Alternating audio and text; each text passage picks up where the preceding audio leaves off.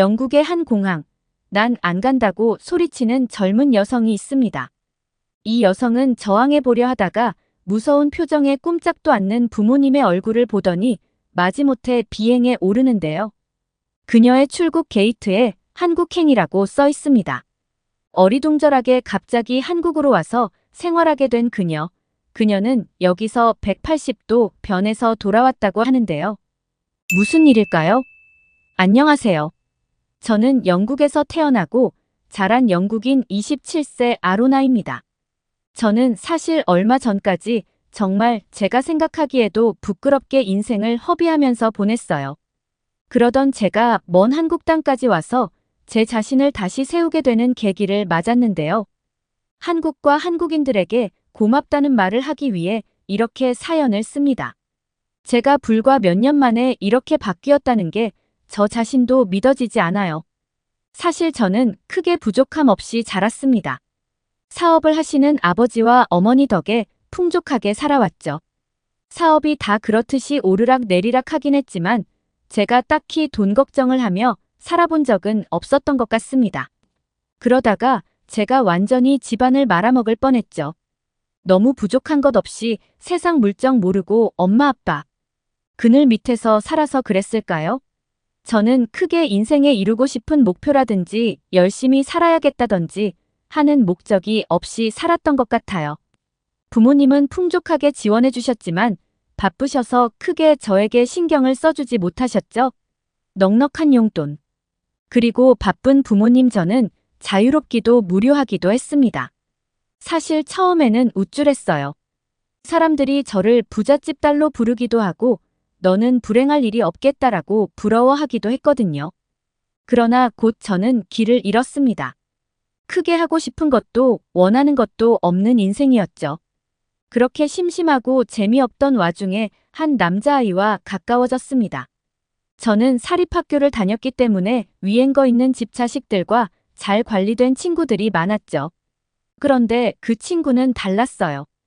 우연히 친구 모임에 갔다가 만났는데 그냥 평범하거나 어쩌면 약간 못 사는 부류였죠. 저는 그의 거친 매력에 금세 빠져들었습니다. 한동안 그 아이가 제 인생에 가장 큰 흥미를 줬죠. 오랜만에 궁금하고 호기심이 가득해졌어요. 고등학교를 졸업하고 대학교를 진학하면서 저는 더욱 자유로워졌죠. 대학교 기숙사에서 지내게 되면서 부모님과는 더 멀어졌거든요. 저는 대학교 생활을 하며 그 친구와 정식으로 사귀게 되었는데 그 친구를 따라 약간은 위험해 보이는 파티도 가고 불법적인 행동도 했어요. 자세히 말하지는 못하지만 어찌됐건 제가 일탈을 하고 있다는 것은 확실했죠. 저는 그 남자친구가 부족했던 돈을 얼마든지 공급해줬고 그는 저를 새로운 세계로 이끌고 즐겁게 해줬어요.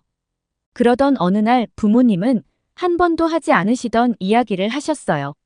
제가 용돈을 너무 많이 쓴다는 것이었어요. 저는 처음에는 부모님께 그 정도 돈도 못 주냐며 화를 냈죠. 결국 부모님은 대학생이 되었으니 필수 생활비 말고는 스스로 돈을 벌어서 생활하라며 카드와 제 용돈 계좌를 일부 막아두었어요. 저는 너무 황당해서 반항하다가 결국 진짜로 용돈을 안 주신다는 것을 깨닫고 아르바이트를 구해보았어요. 일평생 뭔가를 열심히 해서 쟁취하거나 스스로의 힘으로 뭘 얻어본 적이 없던 제가 갑자기 뭘 하려니 제대로 됐겠어요. 친구들에게 부탁해서 몇몇 파트 자리를 소개받아서 나갔다가 사고만 치고 말았죠. 첫 번째로 제일 구하기 쉽고 재미있어 보이던 서빙 알바를 했는데 일한 첫날에 바로 뜨거운 스프를 손님 바지 위에 엎고는 큰 금액을 배상해줘야 할 뻔했어요. 다행히 제가 너무 당황해서 죄송하다고 사과하니 그 남자 손님은 괜찮다고 말해주어서 상황을 넘겼어요. 한번 그렇게 사고를 치고 나니 그 다음부터는 서빙을 할 때 잔뜩 긴장한 상태로 일이 제대로 되지 않더군요. 그 다음엔 서빙 말고 주방 보조일을 나가보았는데 정말로 다신 하고 싶지 않더군요. 너무도 힘들었어요. 게다가 손에 상처만 가득 입고 왔죠. 저는 할 수 없이 몇 주를 남자친구와 친구들에게 돈을 빌리며 버티다가 엄마에게 다시 연락했어요. 돈을 아껴 쓸 테니 다시 용돈을 달라고요. 도저히 혼자서 돈 벌어서 생활하기가 힘들다고요? 엄마는 엄한 목소리로 경제관념을 제대로 가지라고 뭐라고 하셨죠? 나중에 알고 보니 그맘때 부모님 사업이 힘들어진 시기였어요. 어찌됐건 저는 다시 겨우 줄어든 용돈으로 생활을 이어나갔는데 남자친구는 자신의 돈을 갚으라며 재촉하더니 결국 헤어지자고 통보했어요. 혹시 돈이 없는 나는 매력적이지 않은 거냐고 소리쳤는데 진심인지 뭔지 그렇다고 하더군요. 돈이 없으니 재미있게 놀 수가 없다면서요? 저는 크게 상처를 받고 페인 같은 생활을 시작했어요. 적은 용돈은 금방 탕진됐죠. 그리곤 카드를 긁어댔어요. 곧 부모님께 제가 수업도 제대로 안 들어오고 불성실하다는 연락이 갔죠. 저는 집으로 불려갔어요. 엄마 아빠는 무표정으로 저를 계속 쳐다보셨어요. 소리를 지르거나 크게 질책하지 않지만 저의 경험상 이렇게 조용할 때야말로 부모님이 무시무시하게 화가 났을 때였습니다. 한참 쳐다보시던 아빠는 딱 한마디를 하셨어요. 너를 한국 보낼 거니까 준비해라. 저는 생각지도 않던 말에 놀라 경악했어요. 무서운 표정에 별말도 못하고 짐을 챙겨 따랐습니다. 엄마 아빠와 함께 인천공항에 도착한 저는 인천공항에 나와 또 기차역으로 향해 거기서 KTX라는 한국 기차를 타고 어딘가로 향했습니다. 만약 편한 마음으로 여행을 온 것이었다면 인천공항과 KTX역의 크기와 최신 시설이 압도당해 감탄했을 겁니다. 하지만 그 당시 저는 공항이 멋지다고 스쳐 지나가듯 생각은 했지만 잘못해서 한국에 온 것인지라 여유롭게 구경할 여유가 없었죠. 그렇게 기차에서 내려 택시를 타고 도착한 곳은 바로 산이었습니다. 산 입구에 스님 한 분이 저희를 기다리고 있었습니다. 저희 부모님은 공손하게 스님한테 인사를 드렸습니다. 저도 따라서 이상한 인사법으로 인사를 했죠. 한국어로 적혀 알 수 없는 표지판을 몇 개 거쳐 서쪽으로 올라가자 절이 나왔습니다. 젊은 한국인 여성 한 명이 뛰쳐나와 저희를 맞이했습니다. 이 젊은 여성은 영어를 잘하여 소통이 편했습니다. 그녀는 자기를 예진이라고 소개했습니다. 한 달 동안 같이 지내실 텐데 잘 부탁드려요. 이게 대체 무슨 소리인가 싶었습니다. 제가 부모님에게 무슨 일인지 설명하라는 표정으로 찾아보자 아버지가 입을 열고 충격적인 말을 뱉었습니다. 제가 한 달 동안 여기서 혼자 지내면서 템플스테이를 할 거라는 겁니다. 그것도 수행자와 스님들을 돕는 자원봉사자로요. 순간방친 저는 곧 정신을 차리고 부모님께 따지기 시작했습니다. 저는 절대 이런 위치한 곳에서 못 산다고요. 하지만 부모님께서는 만약 제가 여기서 안 살면 계좌에 연결된 카드도 다 끊어버리고 채권을 상속하겠다는 말도 없던 일로 하겠다고 강경하게 나왔습니다. 돈을 끊어버리게 됐다는 일을 하자 저는 더 이상 반박할 힘을 잃었습니다. 당장이 저를 떠난다고 해도 카드를 쓰지 못하면 다시 힘들게 알바하거나 곤궁하던 생활로 돌아가야 했죠. 너무너무 싫었지만 울며 겨자 먹기로 한 달 동안만 절에 머물기로 했습니다. 부모님은 저를 데려다 준 뒤 다시 영국으로 떠나버렸고 완전히 혼자 남았습니다. 젖은 짐을 숙소에 풀고 옷도 누추한 템플스테이 옷으로 갈아입었습니다. 예지는 내일부터는 늦어도 아침 6시에는 일어나야 한다면서 오늘은 저녁을 먹고 푹 쉰 다음 일찍 잠에 들라는 말을 했습니다. 저는 그 말을 듣고 경악했죠. 아침 6시는 일어나 본 적 없는 시간이었습니다. 전 원래 잠꾸러기라 아침 7시에 일어나는 것도 힘들었습니다. 예지는 자기도 여기 온 지 이틀 되었다면서 저 말고도 외국인들이 한국에 템플스테이를 하러 많이 온다고 말했습니다. 저는 뭐가 좋다고 그렇게 많이 온다는 건지 이해가 안 됐습니다. 절에 무료로 머물 수 있다고 해도 결국 일을 시키는 거잖아요. 저는 저녁 식사를 하기 싫다며 그냥 일찍 잠에 들겠다고 말했습니다. 예지는 저에게 그래도 먹는 게 좋지 않아요. 같이 먹어요라고 설득했지만 저는 괜찮다고 말하고 그냥 누워버렸죠. 한국까지 오는데 피곤함이 쌓여서 그런지 잠이 솔솔 잘 오더군요. 다음 날 예진이 저를 흔들어 깨웠습니다. 눈을 비비고 시계를 보니 6시 10분 전이었습니다. 저는 힘겹게 겨우겨우 일어났지만 예진은 저보다 훨씬 일찍 일어나서 채비를 마친 듯 했습니다. 그녀가 새벽 4시에 일어났다는 말을 듣고 저는 경악을 금치 못했습니다. 새벽 예불이 4시 반이라 그 시간에 일어났다는데 피곤하지도 않나 싶었죠. 세수를 하고도 여전히 잠이 깨지 못해서 몽롱한 정신으로 멍 때리고 있다가 6시 5분 전쯤 바깥으로 나섰습니다. 늦가을의 새벽 6시는 아직 어둑어둑했습니다. 약간 으슬으슬하긴 했지만 상쾌한 공기를 마시니 저도 모르게 머리가 맑아지는 기분이었습니다. 예진이 새벽 6시에 아침 공양을 드린다길래 공양이 뭔지 궁금했는데 알고 보니 아침 식사를 뜻하는 듯 했습니다. 공연관이라는 곳에 들어가 보니 식당처럼 되어 있더라고요. 뷔페식으로 되어 있지만 가짓수는 그리 많아 보이지 않았습니다. 식판을 들고 음식을 고르던 저는 순간 눈을 의심했습니다. 눈을 비비고 다시 음식을 봤지만 이건 거짓말이 아니라 현실이었어요. 그리고 저도 모르게 큰 소리를 내버렸죠. 한국 음식은 다 이런 거야. 제 큰 목소리에 식당에 있던 다른 사람들이 깜짝 놀란 듯 저를 쳐다보았습니다. 예진은 왜 그러냐고 무슨 일이냐고 물었습니다. 저는 실망이 가득한 목소리로 말했습니다. 한국 사람들은 원래 고기를 안 먹는 거야. 예진은 갑자기 저를 보고 웃기 시작했습니다. 그리고 저에게 한국인은 고기를 무척 좋아하지만 절에서는 육류를 안 먹는다고 알려줬죠. 저도 절의 스님들은 육식을 하지 않는다는 이야기는 들었지만 설마 자원봉사자들한테까지 고기를 안 줄지는 몰랐습니다. 예진은 엄격한 얼굴로 자원봉사자 등 수행자 등 절에 있는 사람들은 다 공평하다며 고기를 먹을 수 없다고 이야기했습니다. 이를 시켜 먹으려면 고기를 좀 먹여야 하는 거 아닌가요? 좀 너무하다는 생각이 들었습니다. 공연관의 아침 메뉴는 밥과 나물 반찬 그리고 미역이 든 스프였는데요. 이 스프가 뭐냐고 물어보니까 미역국이라는 음식이라며 한국에서는 이런 스프들을 국이라고 부른다고 하더군요. 저는 풀떼기로만 가득한 반찬을 보고 내가 무슨 토끼냐고 투덜거렸습니다. 그런데 투덜거린 게 민망하게도 이상하게 밥 하나, 반찬 하나하나가 너무 맛있는 겁니다.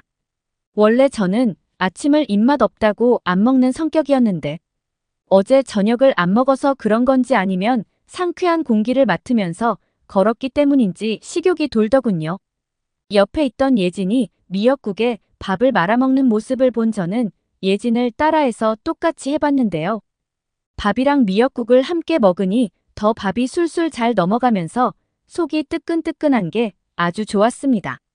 예진은 한국 사람들은 이렇게 국에 밥을 말아먹는 걸 좋아한다면서 나중에 절에 나가면 국밥도 한번 먹어보라고 했습니다. 저는 식판을 싹싹 비웠고 옆에 있던 예진은 입맛에 잘 맞는다니 기쁘다고 말했습니다. 저는 밥 먹기 전에 맛 없을 것 같다고 온갖 투정을 부려놓고 싹 다 비워 뭔가 창피했습니다. 아침 식사를 한 뒤 다시 숙소로 돌아가 휴식 시간을 가진 뒤 8시가 좀 안 됐을 때 본격적으로 일을 시작했습니다. 저희는 다른 자원봉사자들과 전날 세탁해서 마른 이불과 옷을 접어 정리했습니다. 그리고 10시가 좀 넘어서 체험 프로그램이 시작되자 저희도 같이 참여했습니다. 그날 프로그램 내용은 연꽃 만들기였습니다. 체험 프로그램을 끝낸 후 공연 전에 절 근처 산을 잠깐 걸었습니다. 대단한 일을 한 것도 아닌데 절에서 시킨 잡무를 하고 체험 프로그램까지 하니까 은근히 피곤하더라고요. 하지만 곧 점심시간이라 낮잠 자기도 애매해서 저는 산책을 하며 잠을 깨웠습니다. 이미 늦가을이라 단풍이 지고 벌거벗은 나무들이 아쉬웠지만 새소리와 함께 평화롭고 고요한 한국산의 경치를 보고 있자니 저도 모르게 마음이 편안해졌습니다. 한국산은 참 매력적이었습니다. 영국은 날씨가 우중충하다 보니 산을 올라가도 풍경이 그리 예쁘지 않거든요. 그런데 한국은 어찌나 하늘이 맑고 푸르던지 여기서 같이 산책하던 예진이 하는 말이 한국은 국토의 70%가 이런 산들이라 버스를 타고 조금만 이동해도 산이 있고 시골은 더욱이 뒷산이 흔하다고 했습니다. 영국에는 집 가까운 곳에 산이 별로 없어서 등산하려면 정말 큰 맘먹고 멀리 가야 하는데 부럽더군요. 산책이 끝나고 점심시간이 되자 예진과 저는 점심 공연을 위해 공연관으로 향했습니다. 예진은 맛있게 먹는 방법을 알려주겠다면서 반찬을 전부 다 밥에 구웠는데요. 이렇게 비벼 먹어서 비빔밥을 해 먹으면 맛있다고 추천했습니다. 처음에는 반찬을 모두 부어서 섞어 먹는다는 게 거부감이 들어 거절했는데 옆에 예진이 너무 맛있게 먹는 모습을 보니 저도 모르게 침이 꼴깍 넘어갔습니다. 왜라 모르겠다 싶어 반찬을 모두 부어서 비빔밥을 해 먹었는데요. 반찬들 중 양념이 되어 있는 재료가 있어서 같이 비비니까 특별히 소스를 넣지 않아도 감칠맛이 나더군요. 생각보다 맛있었어요. 점심 공양이 끝나고 난 뒤 저희는 투숙객들이 머문 숙소와 법당을 깨끗이 청소했습니다. 열심히 썰고 닦고 청소하니 어느새 저녁 공연 시간이 되었습니다. 저는 아까처럼 비빔밥을 만들려고 했는데 음식을 해주시는 공연관 아주머니 한 분께서 저에게 다가와서 소주통 하나를 내미셨습니다. 저는 대체 이게 뭐지 싶었어요. 예지는 참기름이라고 뿌려 먹으면 맛있다고 말해줬습니다. 파스타에 올리우유를 뿌리는 것도 아니고 밥에 기름을 뿌려 먹는다는 게 신기했지만 참기름을 뿌려서 먹으니 훨씬 맛있더라고요. 고소한 냄새가 너무 좋았습니다. 저녁이 끝난 후 저도 처음으로 예불을 드리게 되었는데요. 이렇게 예불을 드릴 때는 타종을 먼저 친다고 하는데 아침에는 28번, 저녁에는 33번을 친다고 합니다. 저도 다른 수행자들과 돌아가며 타종을 쳤는데요. 종을 치는 순간 거대한 진동이 느껴지면서 산 전체에 크고 웅장한 소리가 울려 퍼지는데 그때 감동은 오로지 직접 타종을 쳐본 사람만이 느낄 수 있을 거예요.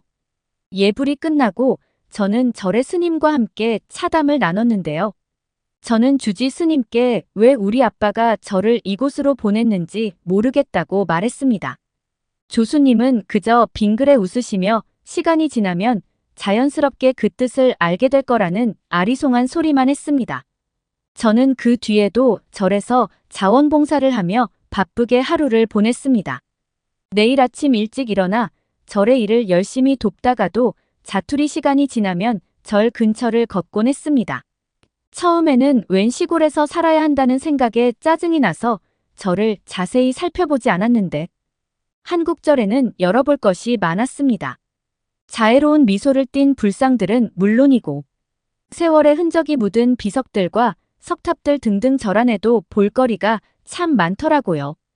돌길을 걸으면 작은 폭포수도 있었는데 그 시원하고 깨끗한 폭포수를 보면 일 때문에 쌓인 피로감도 바로 날아가 버렸죠. 그렇게 보름쯤 생활하자 정말 신기한 일이 일어났습니다. 오히려 놀고 먹을 때보다 몸이 더 건강해지고 피부도 좋아졌어요. 숙소 화장실에서 세안을 하고 거울을 보는데 저는 깜짝 놀랐습니다. 제 피부가 평소와 달리 너무 깨끗한 겁니다. 영국에서는 피부과를 아무리 다녀도 나아지는 게 없었고 트러블을 가리려고 화장을 항상 진하게 하고 다녔습니다. 화장품을 두껍게 바르고 다니니 갈수록 더 제 피부 상태는 나빠졌죠. 그런데 한국에서는 매일 규칙적으로 몸을 움직이고 몸에 좋은 한국 음식들을 먹고 매일 절 근처를 산책하며 운동을 하고 바깥 공기를 쐬다 보니 피부 트러블들이 싹 없어졌습니다. 저는 너무 기분이 좋더라고요. 고즈넉한 분위기의 절에서 조용하지만 행복한 시간이 흘러 어느새 한 달이 되었습니다. 저희 부모님은 저를 데리러 오셨죠? 올 때는 그렇게 여기에 있기 싫다고 난리를 피웠는데 막상 떠나려니 아쉬웠습니다. 일상으로 돌아온 저는 어머니에게 부모님 사업체를 배우겠다고 말했습니다. 부모님은 무척 놀랐습니다. 부모님이 해보라고 할 때는 죽어도 안 하겠다고 했거든요. 이상하게 한국에서 템플스테이를 갔다 오고 나니 차분하게 생각을 정리하면서 그냥 무료하게 보내는 것보다 뭔가 해보고 싶은 마음들이 생겼습니다. 절에서 염주 만들기를 할 때 특히 많은 생각 정리가 되었습니다. 저는 부모님에게 왜 저를 한국에 보내셨는지 알 것 같다고 말했습니다. 템플스테이 후 제 생활은 완전히 달라졌습니다. 아침 일찍 일어나 규칙적인 생활을 했고 군것질을 좋아하던 습관을 고쳤으며 참을성과 인내심도 강해졌습니다. 부모님도 저의 변화를 흐뭇해 하셨습니다. 부모님이 저를 템플스테이로 보냈던 이유는 사실 한 기사 때문이었다고 했습니다. 평범한 힘든 일들을 겪지 못함, 저를 걱정한 부모님께서는 제가 스트레스나 실패에 쉽게 좌절하는 게 걱정되었다고 하셨습니다. 그러던 중 부모님은 한국의 템플스테이가 스트레스를 견디는 능력을 길러준다는 기사를 보게 되었습니다. 시간이 꽤 흐른 후에도 높게 유지된다는 연구 결과를 보고 부모님은 저에게 한국으로 휴가를 가 템플스테이를 하라고 권유할 생각이었죠. 그런데 알고 보니 제가 그맘때 엉망으로 살고 있었고 아예 한 달이란 기간 동안 절에 있으라고 보내버린 것이었죠. 현재 저는 어머니를 도우면서 케이터링 아티스트로 활동 중에 있습니다. 알바를 하루 만에 관두던 제가 현재는 3년이 넘도록 일하고 있다며 믿겨지시나요? 저의 인생을 바꿔준 한국 정말 감사드립니다. 오후에 한국 간다. 한국에 가는 게 왜 좋아? 난 오래전부터 한국 가보고 싶었어. 너무 궁금했거든. 한국이 왜 궁금해? 중국하고 일본 사이에 있는 작은 나라지 거기 뭐 볼 게 있나? 차라리 깔끔한 일본이나 대륙의 문화를 볼 수 있는 중국으로 가지. 거기 북한이 한국이지 너무 위험한데 기대하고 가지 마. 실망할 거야. 출장은 제가 가게 되어 제가 좋다고 하는데 다들 한마디씩 하네요. 직장 생활을 하다 보면 해외 출장을 가게 되는 경우가 있죠. 모두가 한 번쯤은 가보고 싶지만 누구나 갈 수 없는 기회이기에 더 가고 싶은 것 같습니다. 전 파리에 있는 인공지능 로봇을 개발하는 회사에 다니는 브루셀입니다. 저희 회사가 이번에 한국으로 기술 협약을 맺게 되었습니다. 단순히 기술 협약에서 그치는 것이 아니라 한국에 지점을 열게 되어 최소 6개월은 근무를 해야 하는 상황입니다. 하지만 초창기 회사를 운영해야 하고 낯선 이국 땅에서의 생활을 해야 하기 때문에 선뜻 지원하는 사람이 없었는데요. 아마 일본이나 중국 등 잘 알려진 아시아 국가라면 또 달랐을 수 있죠. 하지만 한국지사 발령이라고 알려질 때 다른 사람들과 달리 전 너무 신나고 설렜습니다. 제가 살고 있는 파리는 자유와 문화의 도시로 불릴 만큼 다양한 문화를 느낄 수 있는데요. 사실 전 오래전부터 한국에 가고 싶었거든요. 바로 한국 문화가 궁금했기 때문입니다. 몇 년 전부터 드라마가 유행한 건 다들 알고 계실 거예요. 프랑스도 마찬가지로 K-팝 열풍이 불었답니다. 저는 K-팝을 좋아하는 친구를 따라서 뮤직뱅크 방송을 보고 드라마를 함께 보며 한국에 대해 관심이 생기기 시작했습니다. 제 친구는 K-팝에 맞춰 춤을 추는 것을 너무 좋아해서 주말에는 파리 광장에 나가 함께 춤을 추기도 해요.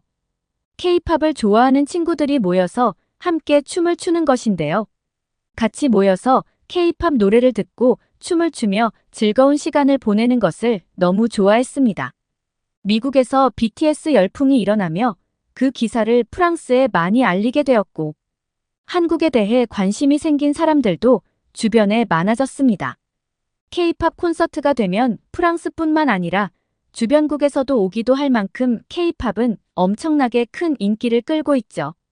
음악은 그 나라의 문화를 담고 있다고 생각하는데 이런 노래와 춤을 만들어내는 나라라니 언젠가 한국에 꼭 가보고 싶다고 생각하고 있었는데 이렇게 회사 일로 좋은 기회가 생긴 거죠. 전 한국에 가면 꼭 먹고 싶은 음식이 몇 가지 있었습니다. 지금도 여전히 K-팝을 좋아해 유튜브를 보는데 아이돌이 먹는 음식들을 직접 먹어보고 싶다는 생각이 들어서예요. 제가 먹어보고 싶은 건 짜장면, 삼겹살 등 너무 많았습니다. 제가 한국에 가서 일정이 빠듯하다고 밤늦은 시간이 되기 전에 다 하려면 일정이 바쁘다고 했더니 한국은 치안이 좋아서 밤늦게까지도 술을 마셔도 되고 그런 음주 문화가 또 하나의 문화라고 했습니다. 그렇게 한국에서의 시간을 기대하며 지냈고 드디어 한국에 도착했습니다. 같이 가게 된 루나와 전 한국에 도착하자마자 눈이 휘둥그레졌습니다. 한국의 공항은 무척 인상 깊었습니다. 수화물 나오는 속도와 입국 속도가 빠른 것은 익히 들어 알고 있었는데요. 막상 제가 체험해보니 정말 달랐습니다. 예전에 일본을 여행할 때 입국에만 2시간이 소요되었었는데 30분도 채 되지 않는 입국 심사 시간에 놀랐습니다. 장시간 지낼 거라 짐이 꽤 무거웠는데요. 그때 발견한 게 바로 공항에서 짐을 옮겨주는 에어포터 로봇이었습니다. 무거운 짐을 원하는 위치까지 옮겨주는 스마트한 로봇이었습니다. 뭐든지 앞서가는 미래지향적인 느낌이라고 할까요? 앞으로의 한국 여행이 더 기대되는 순간이었습니다. 회사 가까이 삼성동으로 숙소를 정했고 공항 철도를 이용하여 이동하였습니다. 공항 철도로 향하는 안내 표지판이 곳곳에 있어 어렵지 않게 찾을 수 있었는데요. 마치 보물찾기 하는 미로를 지나는 기분이었습니다. 한국의 지하철은 스크린도어라는 장치가 되어 있더군요. 공항에서 보았던 로봇도 센서가 있어서 주변의 장애물을 잘 피해서 가던데 스크린도어도 지하철이 안전하게 정차한 후 자동으로 문이 열리게 되어 있었습니다. 발달된 기술이 생활 곳곳에 접목된 것을 보니 신기했습니다. 제가 일하는 분야도 인공지능 로봇 부분이라 첨단 기술의 발전에 밀접해 있다고 할 수 있는데요. 한국은 어느 한 분야가 아니라 사회 전반적으로 기술의 발달이 느껴지는 분위기였습니다. 지하철 내부도 굉장히 쾌적하고 좋더군요. 제가 지하철 노선을 보고 있는데 여행 중인 한 외국인이 말을 걸어왔습니다. 미국에서 온 여행객이었는데요. 본인은 한국의 지하철에 매번 놀란다고 하며 잠시 후 안내방송이 나올 건데 잘 들어보라고 하셨습니다. 그러고 보니 다음 정차역이 어딘지 글자로도 안내해주고 방송도 해주었습니다. 그리고 화살표를 통해 어느 문이 열리는지도 알려주었습니다. 저처럼 처음 한국을 여행하거나 한국인 중에서도 초행길인 사람들에게는 정말 유용할 것 같았습니다. 그러면서 본인은 한국을 너무 좋아해서 한국으로 여행을 1년에 한 번씩은 오고 있다며 한국하면 사람들이 불고기, 김치를 많이 이야기하는데 감자탕을 꼭 먹어보라고 하더군요. 전 이름도 생소한 감자탕이 웬 말이지 하고 흘러들었습니다. 어느덧 숙소에 도착해서 짐을 풀고 바로 강남역으로 향했습니다. 한국은 치안이 잘 되어 있는 편이라 일이 끝난 밤에 술을 마시는데 하나의 문화로 자리 잡아 독특한 음주 문화가 있다고 들었는데요. 특히 금요일은 불금이라고 불리며 다음날 출근 걱정이 없어 늦게까지 마음 편히 술을 마신다고 하네요. 택시를 타고 이동하려고 했는데 택시가 잘 안 보이더군요. 호텔에서 먼 거리는 아니라 버스를 타려고 버스 정류장으로 향했습니다. 버스 정류장에서 보니 우리가 타려는 버스가 5분 후 도착한다고 하더군요. 겨울에 버스를 기다려본 사람이라면 누구나 공감하실 거예요. 기다리는 5분이 1시간같이 길게 느껴진다는 것을요. 잠시라도 앉아서 기다릴까 하고 의자에 앉았다가 깜짝 놀라고 말았습니다. 아니 이게 무슨 일이죠? 늦은 저녁이 되어 쌀쌀한 겨울 날씨에 몸이 꽁꽁 얼어 있었는데 버스 정류장의 의자에 앉아 몸이 녹는 것 같았습니다.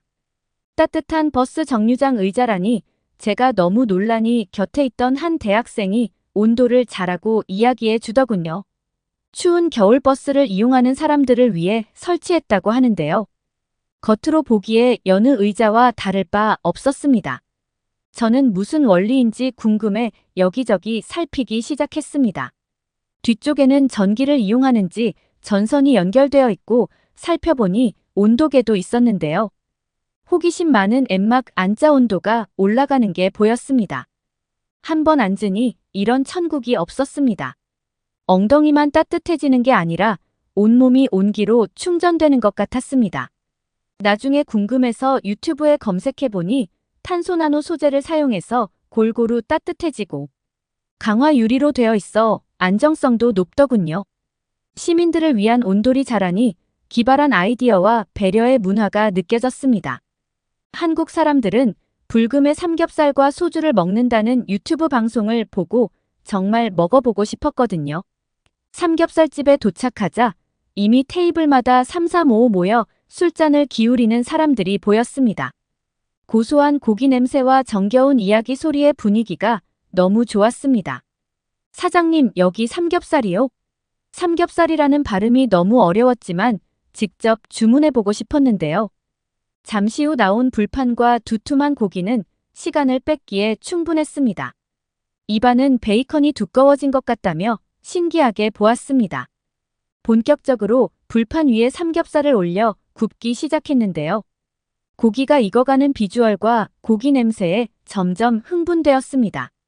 노릇노릇 익은 삼겹살을 그냥 먹자 직원분이 오셔서 소스 찍어 먹는 거라고 알려주셨습니다. 그냥 먹어도 맛있는데 다양한 소스라니 매우 신기했습니다. 쌈장, 소금, 참기름, 생어사이, 매운 소스 등 이렇게 다양한 소스가 있다는 것도 놀랐고 어느 소스에 찍어 먹어도 맛있다는 게 더 놀라웠습니다. 왜 유튜브에서 많은 외국인이 삼겹살 먹방을 선보이는지 알겠더군요. 쌈장과 삼겹살의 조화는 정말 최고였습니다. 쌈이라는 것도 먹어봤는데요.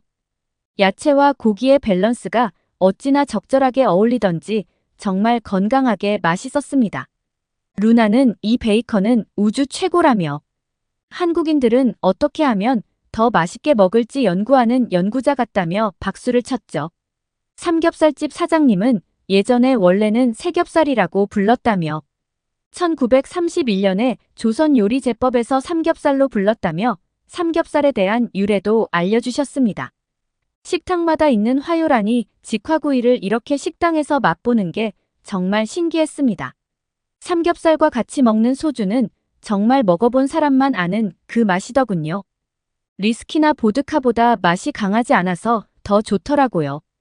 저희가 너무 즐겁게 먹고 있어서인지 옆자리에 있던 대학생들이 한국에 온 걸 환영한다며 술 한 잔을 건넸습니다. 소맥이라고 이야기하며 건네주는 술에 한번 먹어보았는데요. 분명 소주를 넣었다고 했는데 소주처럼 강렬하지는 않았지만 시원하고 맛있었습니다. 이건 또 무슨 신세계인가요? 옆에 있던 여자친구는 스프라이트를 넣은 거라며 스프라이트와 소주를 섞은 걸 권하더군요. 단맛이 더해진 소주도 먹기에 좋았습니다. 소주는 가격도 착하고 다른 것과 섞어 먹기도 좋고 기분 좋게 취하게 해주는 마법의 술 같았습니다. 그렇게 저희는 늦은 시간까지 소주와 삼겹살을 즐겼고 그날 저는 신세계를 맛보았습니다. 기름진 삼겹살을 먹고 난 후 깔끔한 소주로 입가심을 해주니 저는 평소에도 잘 먹던 술을 더욱 많이 먹게 되었고 이렇게 삼겹살과 소주로 즐거운 시간을 보내고 숙소로 돌아왔습니다. 다음 날 아침 한국의 해장 음식이 궁금해졌습니다. 호텔 직원분에게 묻자 친절하게 이야기해 주시더군요. 각자 해장하는 방법은 많이 다르고 무엇을 먹느냐도 천차만별입니다. 아이스 아메리카노를 마시는 사람과 햄버거와 피자 같은 느끼한 음식을 먹는 사람, 콜라에 얼음을 넣어 먹는 사람 등 다양한 방법을 쓰지만 한국인들의 가장 근본이라고 부를 수 있는 방법은 바로 국밥을 먹는 겁니다. 본인도 해장국을 좋아한다며 호텔 근처 해장국집을 알려주었습니다. 기대감에 도착한 해장국집에서 메뉴를 살펴보았습니다. 뼈해장국, 콩나물 해장국, 황태해장국, 해장국도 한 가지가 아니었습니다. 사장님에게 추천 메뉴를 묻자 해장으로 가장 인기가 많은 것은 바로 콩나물 국밥이라고 했습니다. 여기에 말린 생선을 넣어 끓인 황태국 등을 선호하는 사람도 많고 뼈의 장국을 선호하는 사람은 고기 좋아하는 사람이라고 설명해 주시더군요. 저는 콩나물 해장국을 웬만한 뼈 해장국을 선택했습니다. 기다리던 해장국이 나오고 재료가 단순해 보여 별 기대 없이 한 숟가락 떴는데 와, 이게 한국의 클래스인가요? 맑은 국물은 속이 풀리고 뭔가 시원한 느낌이 들었습니다. 프랑스에서 절대 먹어본 적 없던 맛이었습니다. 술 마신 다음 날은 입맛이 없기 마련인데 국밥의 바닥이 보일 만큼 다 먹었습니다. 뼈의 장국은 비주얼부터가 너무 충격이었습니다. 돼지 등뼈를 왜 저렇게 그리고 건초 같은 시래기는 또 무엇인지 그런데 한 입 먹고 나서 알겠더군요. 부드럽게 잘 익혀진 등뼈에서 살코기를 떼어내는 것도 재미있고 무엇보다 시래기랑 같이 먹으니 정말 맛있었습니다. 제가 너무 신기하게 보고 있으니 루나가 사장님께 여쭤보더군요. 사장님이 웃으시며 시래기라고 이야기해 주셨고 저희는 처음에는 쓰레기로 들었습니다. 세상에나 쓰레기를 먹는다니 한국도 이제 선진국이라고 했는데 쓰레기를 먹는다니요? 저희가 너무 놀라니 사장님이 쏜사리를 치시며 쓰레기하고 큰 소리로 또박또박 이야기하셨어요. 저희가 너무 이해를 못하자 답답해 하셨는지 주방으로 달려가시더라고요. 그러더니 물을 가져와서 여기 무청무청을 잘 말려서 이렇게 먹는 거예요. 겨울철에 예전에는 채소를 먹기 어려워서 가을에 이렇게 무청을 말려서 음식에 넣어서 먹어요 하고 친절하게 이야기해 주셨어요. 못 알아듣는 저희가 답답하셨는지 큰 소리로 이야기하셨지만 친절하셨습니다. 저희는 그제야 궁금증이 해소되었습니다. 무척 생소했는데 겨울철에 채소를 먹기 어려웠던 상황에서 생각해낸 묘안이라고 들으니 정말 감탄하지 않을 수 없었습니다. 돼지 등뼈를 먹는다는 것도 많고 많은 돼지 부위 중에 왜 등뼈를 먹나? 한국이 아직 가난한가 하는 생각이 들었는데 그게 아니었습니다. 뼈를 오랫동안 끓여서 그런지 국물이 아주 깊고 맛이 풍부했습니다. 뭔가 양념이 많이 들어가서 그런지 다양한 맛이 느껴졌는데 그 맛들이 다 조화로웠습니다. 뼈에 붙은 고기들이 부드럽게 떨어져 나와 먹기에도 편하고 함께 주신 겨자 소스에 찍어 먹으니 더 맛있었습니다. 옆 테이블을 보니 뭔가 큰 냄비에 밥을 볶아서 먹기도 하더군요. 한 가지 음식을 몇 가지 방법으로 즐기는 건지 정말 신기했습니다. 다음에는 다른 종류의 해장국도 다 먹어보고 싶어졌습니다. 한국인들은 삼겹살과 소주를 매일 먹으려고 해장국을 만들어낸 것 같다며 웃었습니다. 일도 열심히 노는 것도 열심히 뭐든지 열심히 하는 한국인이라는 느낌이 들었습니다. 뼈의 장국은 놀라움의 시작에 불과했습니다. 제가 인공지능 로봇 기술 협약으로 한국에 있으면서 먹은 것 중에 또 한 가지 반한 것이 바로 갈매기살입니다. 저희 회사가 종로 쪽에 있어 서울 시내에서도 오래된 구시가지 같은 곳이라고 했는데요. 옛날 골목 정취를 느낄 수 있는 곳이 있다고 해서 직원분들과 함께 갔습니다. 처음에 갈매기살이 뭔지 몰랐을 때 같이 간 직원이 바다에서 볼 수 있는 새인 갈매기를 잡아서 먹는다고 해서 너무 놀랐습니다. 아무리 미시의 재료에 구별이 없다고 하지만 갈매기를 잡아먹다니요. 좀 야만스럽기도 하고 그런 갈매기를 몇 마리를 잡은 건가 하는 생각이 들어 표정이 복잡했습니다. 그러자 농담이라고 하시며 돼지고기의 특수 부위를 그렇게 부른다고 설명해 주셨습니다. 돼지 한 마리를 잡아도 아주 소량 나오는 부위이고 식감이 달라 매니아들이 있다고 하셨죠. 쉽게 먹어볼 수 없는 부위라고 해서 더 기대가 되더군요. 드디어 갈매기살이 나왔고 구워주셨는데요. 고기 굽는 냄새부터가 정말 최고입니다. 이제 한국식 바비큐인 식탁 가운데 하루가 있고 그 위에 고기를 굽는 것에는 익숙해졌는데요. 이렇게 코앞에서 고기가 익어가는 냄새는 정말 환상적입니다. 갈매기살을 익혀서 먹어봤는데 쫄깃하면서도 고소한 식감이 일품이었습니다. 상추쌈에 싸서 먹기도 하고 그냥 소금을 찍어 먹어보기도 했습니다. 제 젓가락이 바빠지니 천천히 먹으라며 더 주문해 주셨습니다. 한국 사람들은 참 인심이 넉넉하고 주변 사람들을 잘 챙겨주시는 것 같습니다. 제가 한국에 오게 되었을 때 언어 장벽이 있을까 고민했는데 한국 직원분들이 영어를 너무 잘하셔서 오히려 편했습니다. 전에 중국과 일본에 갔을 때는 의사소통이 너무 답답했거든요. 제게 농담까지 하는 영어 실력이라니 놀라웠습니다. 전 갈매기살의 맛을 본 이후 회식을 할 때는 2번 중에 1번은 갈매기살을 외칩니다. 그 골목길의 정취도 너무 좋고 신선한 갈매기살 맛은 어디에서도 맛볼 수 없거든요. 한국에서 인공지능 로봇을 개발하고 회의를 이어가는 것은 어려운 부분도 있었지만 한국 음식을 먹으면 이상하게도 힘이 났습니다. 한국인들과 함께 밥을 먹으며 재미있는 것도 알아냈습니다. 요즘은 조금 다르다고 하지만 남자 직원들은 제육볶음과 돈가스와 국밥을 돌아가면서 많이 먹더군요. 회사 근처에 맛집들을 다 다녀보았는지, 언제 가야 줄을 서지 않는지, 맛있는 반찬을 선점할 수 있는지도 알고 있었습니다.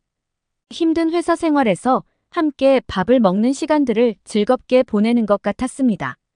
항상 밥 먹을 때 먼저 물어봐 주시고 같이 먹자고 해주시는 게 처음에는 매번 늘 같이 가야 하나 하는 생각도 하긴 했는데요. 이게 한국인의 정이고 같이 맛있는 거 먹으며 이야기 나누면서 소통하는 시간이 참 좋더라고요.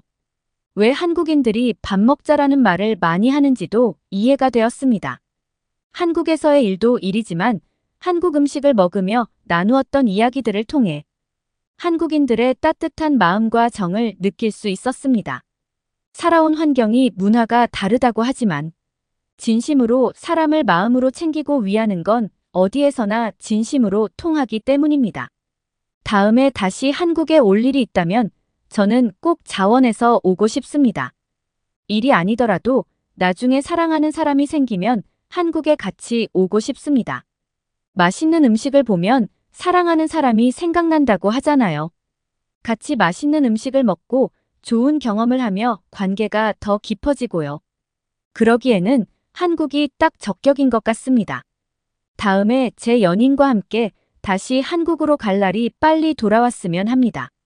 여행 중 발생한 똑같은 사고에도 한국과 중국의 극과 극.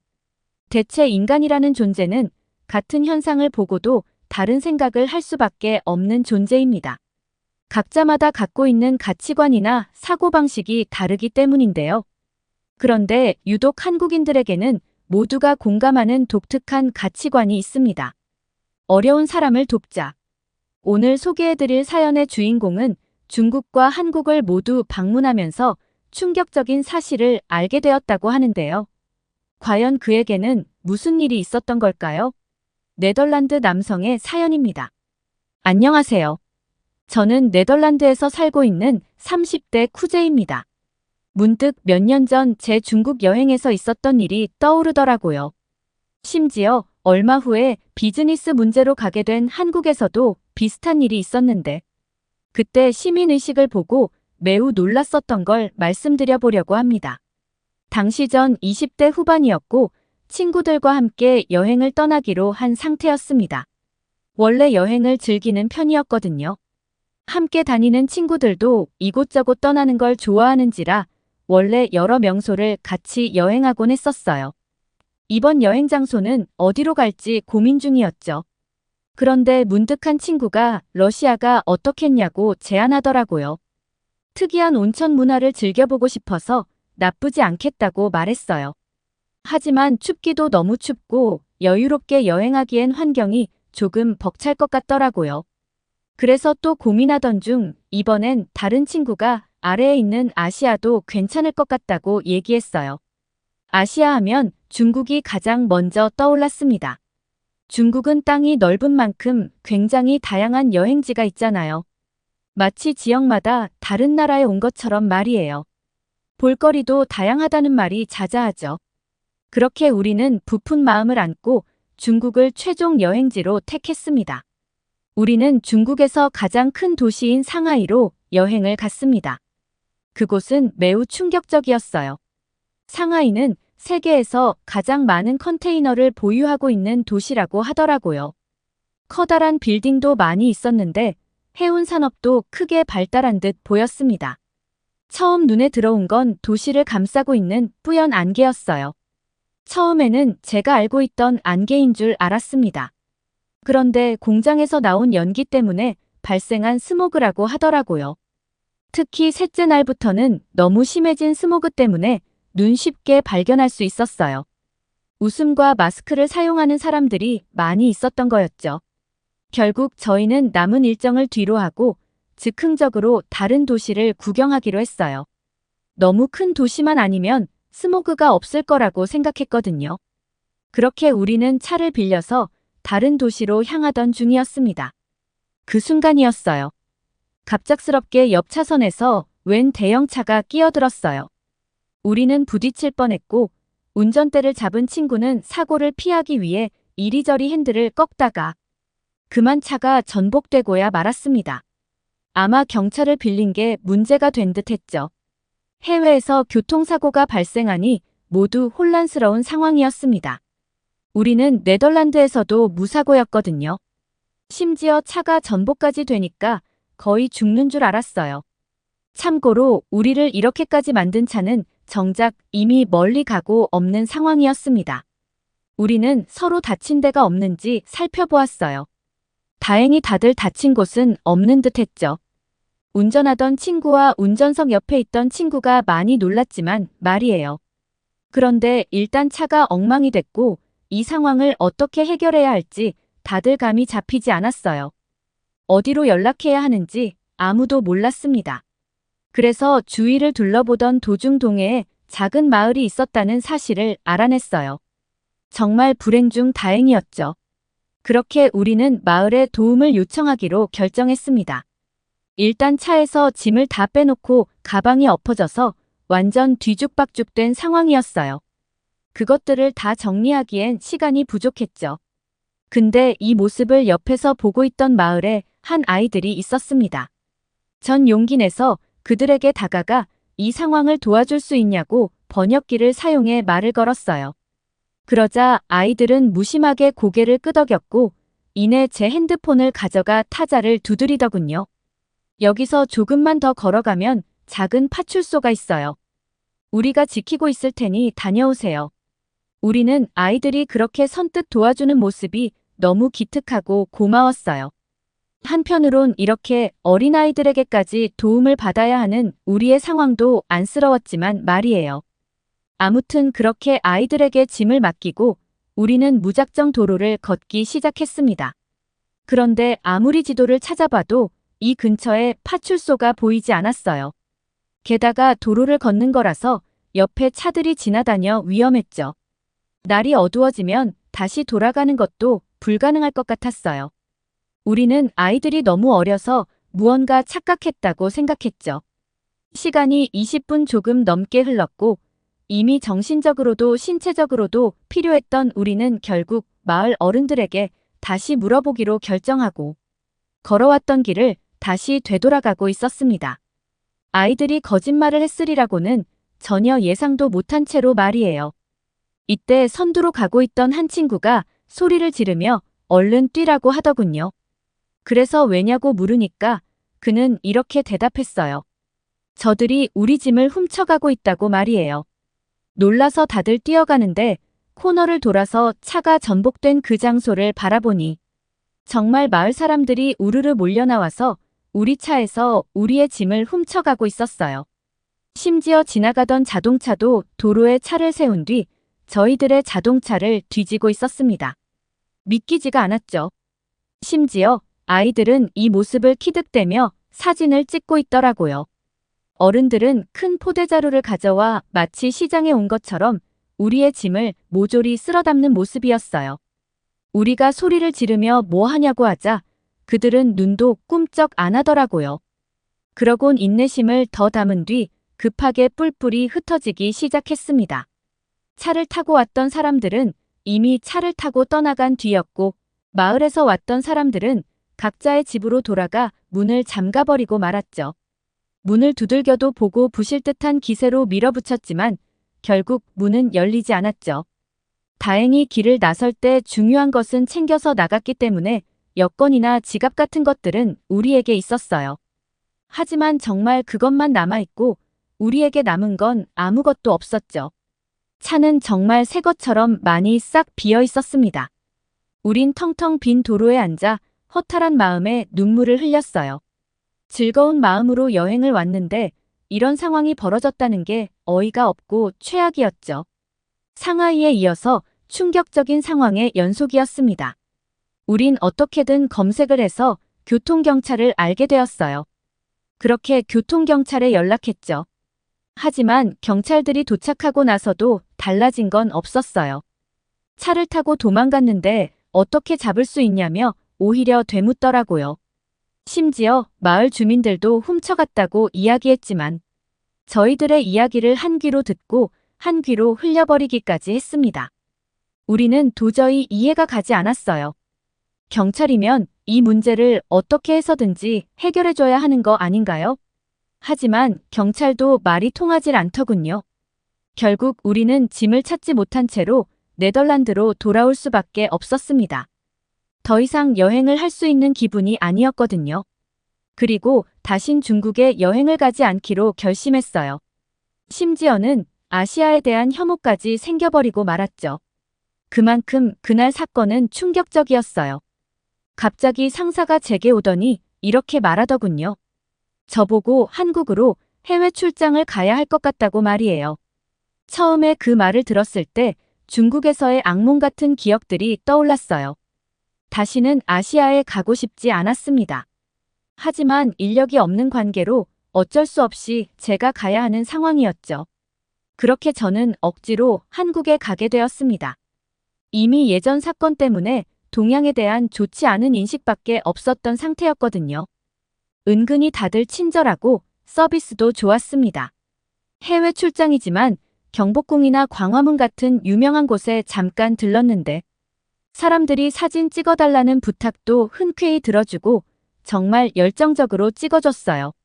너무 열심히 찍어줘서 오히려 부담스러웠을 정도로 말이에요. 같은 아시아인데 중국과 한국이 많이 다른 것 같다는 생각이 들기 시작했죠. 그렇게 비즈니스와 여행을 적절히 즐기던 중에 갑자기 일에 차질이 생겨서 지방 출장까지 나서야 하는 상황이 됐습니다. 그리고 심지어 제가 운전대를 잡게 되었죠. 그날 이후 해외 운전이라면 트라우마가 생겨서 힘들었지만 저 말고는 해외 운전 면허가 있는 사람이 없어서 제가 어쩔 수 없이 나서야 하는 상황이었습니다. 그런데 출발 후 2시간 정도 흘렀을 때였어요. 갑자기 쿵 하고 큰 소리가 나서 그곳을 바라봤는데 고속도로에서 전복 사고가 난 것이었어요. 갑자기 그날의 기억이 떠올라서 빨리 그 자리를 뜨고 싶었습니다. 하지만 저부터 우리 차량 뒤까지 완전히 마비가 돼서 도저히 움직일 수가 없었어요. 왜냐하면 전복된 트럭에서 사과가 우르르 떨어져 도로를 점령하고 말았거든요. 매우 큰 트럭이었는데 음주인지 졸음운전인지 혼자 왔다 갔다 하다가 가드레일을 받고 뒤집힌 것 같았어요. 사과가 가득 담긴 트럭이었는데 차가 뒤집히니까 사과가 도로에 쏟아지고 난리도 아니었죠. 그런데 트럭이 전복되자마자 한국인들이 운전석을 박차고 달려나오는 모습이었어요. 옛날에 우리 차에서 짐을 빼기 위해 달려나오던 그 중국인들의 모습과 겹쳐 보였죠. 그래서 결국 한국도 중국과 다를 게 없구나, 다들 저걸 가져가려고 하는구나 하고 실망했어요. 하지만 이후에 펼쳐진 상황은 전혀 제가 예상하지 못한 장면이었습니다. 중국과 다르게 그들은 운전석에서 사람을 먼저 구하는 모습이었어요. 남자들은 다 함께 힘을 합쳐서 운전자를 구해주고 여자들은 도로에 쏟아진 사과를 주어서 트럭 옆으로 한 곳에 모으는 모습이었죠. 다른 사람들은 찌꺼기 같은 쓰레기를 정리하면서 심지어 도로를 청소하는 모습까지 펼쳐졌습니다. 아주 일사불란하게 상황이 정리되는 모습을 보며 저와 함께 동승했던 사람들은 문화 충격이라며 입을 쩍 벌렸습니다. 저는 그 시민들이 마치 영웅 같다고 생각이 들었어요. 한편으로는 중국처럼 훔쳐가는 사람은 아무도 없고 왜 똑같은 아시아인데 다른 반응이 나오는지 이해할 수가 없었기도 했고요. 어찌됐든 한국과 중국은 전혀 다르고 아시아라고 똑같이 생각하면 안 되겠다는 걸 깨달은 좋은 경험이었어요. 당신은 인터넷이 크게 발달되지 않고 핸드폰으로 어떤 기록물을 남겨놓지도 못해서 아무도 이 사실을 말하면 믿지 않았어요. 하지만 한국을 한 번이라도 다녀온 사람들은 이렇게 한국의 시민의식이 뛰어나다는 사실을 모두 알고 있더라고요. 실제로 제가 경험한 한국도 아주 감동적이었습니다.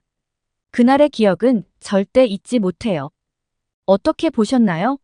한국 여행을 통해 아시아에 대한 새로운 면모를 발견한 네덜란드 남성의 사연이었습니다. 한국에서는 위기 때마다 단합하는 시민들의 모습을 쉽게 접할 수 있는데요.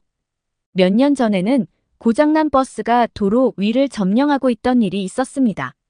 무려 6차로 중에 3개 차선을 막으며 엔진이 멈췄는데요. 당연히 도로는 막혀버리고 심각한 교통정체가 벌어질 수밖에 없었죠. 일단 버스는 고장이 나면 견인이 쉽지 않습니다. 보통 버스 회사의 정비팀이 와서 길에서 수리를 하는 것이 일반적이죠. 어쩔 수 없이 도로 위에서 위험하게 차량 통제를 해야 했을지도 모릅니다. 하지만 그때 한국인들의 저력이 나오고야 말았는데요. 경찰이 차량 통제를 하기 위해 준비를 하려는 순간 갑자기 주변에서 시민들이 몰려오더니 고장난 버스를 힘껏 밀기 시작했습니다. 순식간에 버스를 미는 시민들의 수는 10여 명으로 늘어났는데요. 버스는 서서히 움직여 아무런 사고 없이 도로의 가장자리로 옮겨졌습니다. 시민과 경찰의 힘으로 교통정체가 30초 만에 풀려버린 것이죠. 그리고 이외에도 생수통이 쏟아지자 시민들이 모여들어 10분 만에 깔끔하게 정리된 일도 있었죠. 이렇듯 누군가의 도움이 필요할 때 발벗고 나서주는 것이 한국인의 특성인데요. 외국인의 시선에서는 매우 감동적인 모습이었다고 하니 같은 한국인으로서 뿌듯해지는 이야기였습니다.